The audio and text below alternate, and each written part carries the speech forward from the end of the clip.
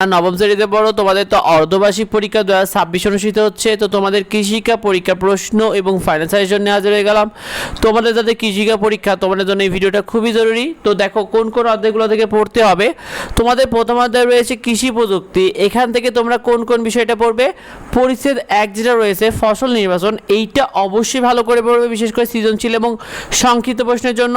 পরিচ্ছেদ 2 রয়েছে ফসল উৎপাদনের জন্য জমি প্রস্তুত। এই পরিচ্ছেদ 2টা অনেক ইম্পর্টেন্ট, বিশেষ করে তোমাদের সৃজনশীল এবং সংক্ষিপ্ত প্রশ্নের জন্য, সুতরাং এইটাও খুব ভালো করে পড়বে। পরিচ্ছেদ 4 রয়েছে বীজ সংরক্ষণ, এইটা তো তোমাদের সৃজনশীলের ক্ষেত্রে সচরাচর এসে থাকে, সুতরাং এইটা খুব ভালো করে পড়বে। এই 3টা পরিচ্ছেদ অবশ্যই প্রথম অধ্যায়ের জন্য তোমাদের পড়ে ফেলবে, তাহলে তোমরা এখান থেকে অবশ্যই এমসিকিউ এবং সৃজনশীল কমন পেয়ে যাবে। এই 3টা বিষয় অবশ্যই খুব ভালো করে পড়বে। তোমাদের দ্বিতীয় অধ্যায় রয়েছে কৃষি উপকরণ। এখান থেকে তোমরা পরিচ্ছেদ 1 রয়েছে ফসলের বীজ ও বংশবিস্তারের উপকরণ, এইটা খুব ভালো করে পড়বে।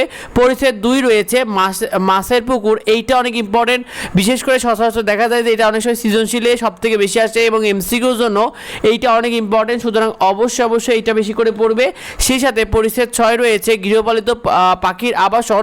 এই 3টা পার্ট দ্বিতীয় অধ্যায় থেকে পড়ে ফেলে তোমরা এখান থেকে অবশ্যই কমন পেয়ে যাবে ইনশাআল্লাহ শিক্ষার্থী। অবশ্যই 3টা পার্ট ভালো করে দাগিয়ে ফেলো।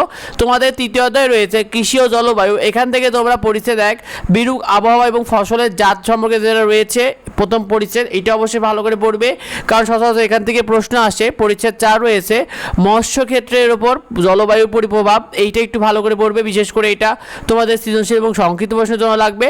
আর তোমাদের সপ্তম পরিচ্ছেদটা ভালো করে পড়বে, বিশেষ করে জলবায়ু পরিবর্তনে পশু পাখির অভিযোজনের কলা কৌশল, এটা এমসিকিউর জন্য অনেক বেশি কাজে লাগবে এবং সংক্ষিপ্ত প্রশ্নের জন্য এটা অনেক বেশি ইম্পর্টেন্ট। এই 3টা বিষয় অবশ্যই তৃতীয় অধ্যায় থেকে দাগিয়ে ফেলো। তোমাদের নবম শ্রেণীর কৃষিকা প্রশ্নে তোমাদের সৃজনশীল প্রশ্ন হবে 40 নাম্বার, 60টার মধ্যে 4টা সৃজনশীল লিখতে হবে। সংক্ষিপ্ত প্রশ্ন হবে 10 নাম্বার, 60টার মধ্যে 5টা সংক্ষিপ্ত প্রশ্ন উত্তর লিখতে হবে।